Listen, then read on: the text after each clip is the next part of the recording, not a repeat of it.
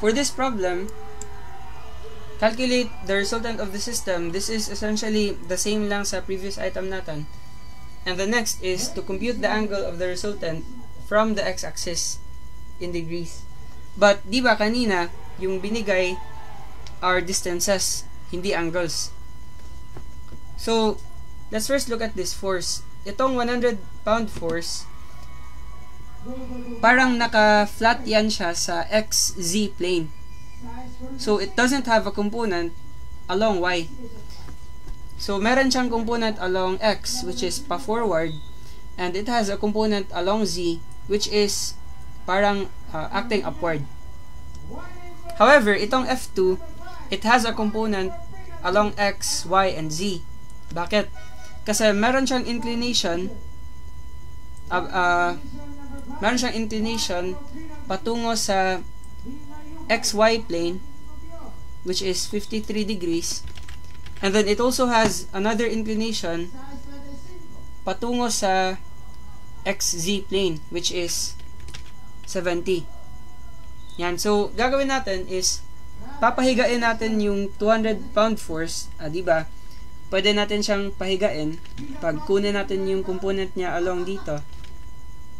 Gawin na lang natin yellow. Yan. Wait lang. Papahigain natin. Bale, 200 cos 53 yung value nito. And then once nakahiga na siya, we can get its component along the x-axis by using this angle.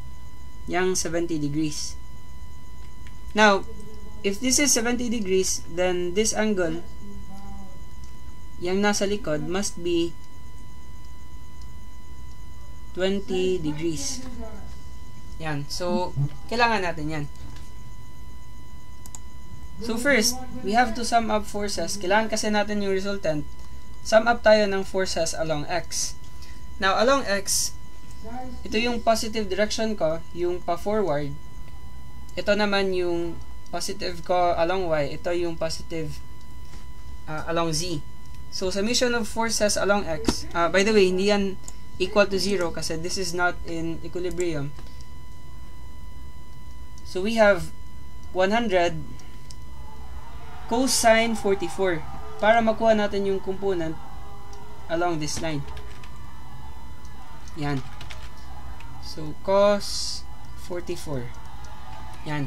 And then, for the 200-pound force, papahigain muna natin. So, gagawin natin, 200 cosine 53, ito na yung naka-yellow.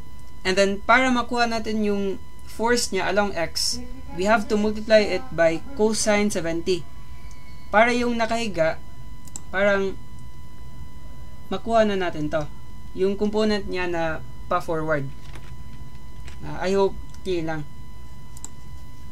So, plus 200, papahigain natin. So, cosine 53. And then, itong force na to, papahigain natin sa x-axis. So, cosine 70. Yan. So, cos 53, cos 70. Ito na yung summation of forces along x. So, this is how much?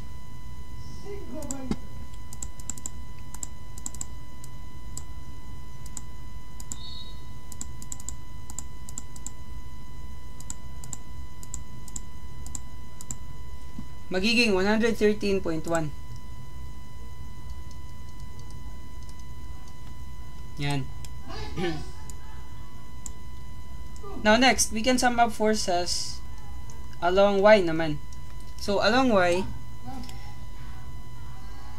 wala tong component, yung F1, kasi again, nasa xz plane lang siya. Wala siyang component along y. But ito, this has a component along y, which is 200 cosine 53, papahigain natin, and then cosine of 20 degrees going to the y-axis. So, 200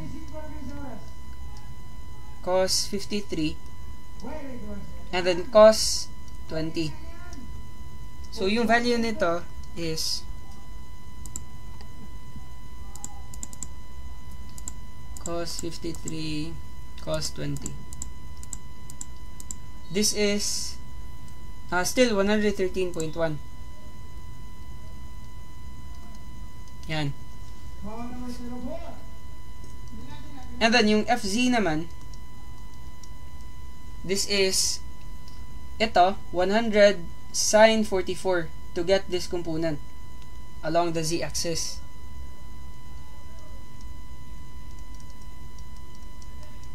And then plus another one 200 sine 53 degrees para makuha to.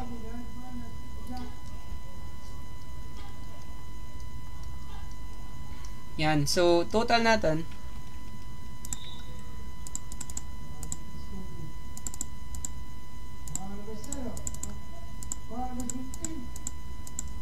we have 229.19.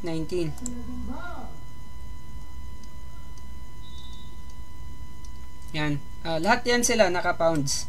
So, to get the resultant force,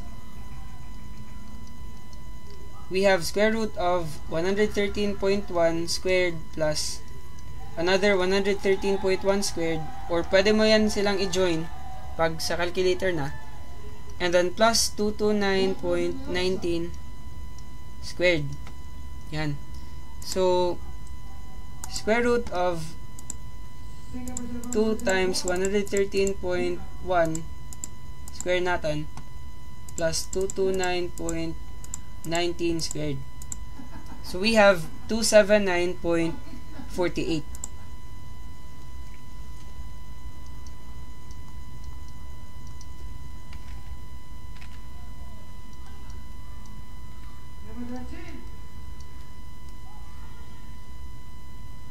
Yan. So, sagot pala natin is letter B. Yan. And then, compute the angle of the resultant from the x-axis in degrees. Magiging cos phi x equals the component along x, 113.1, divided by 279.48, yung resultant force.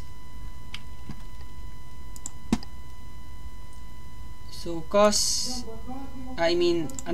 arc cosine 113.1 divided by answer.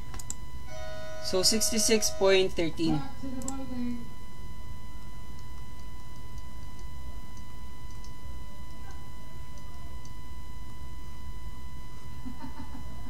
Yan. So, we have letter D.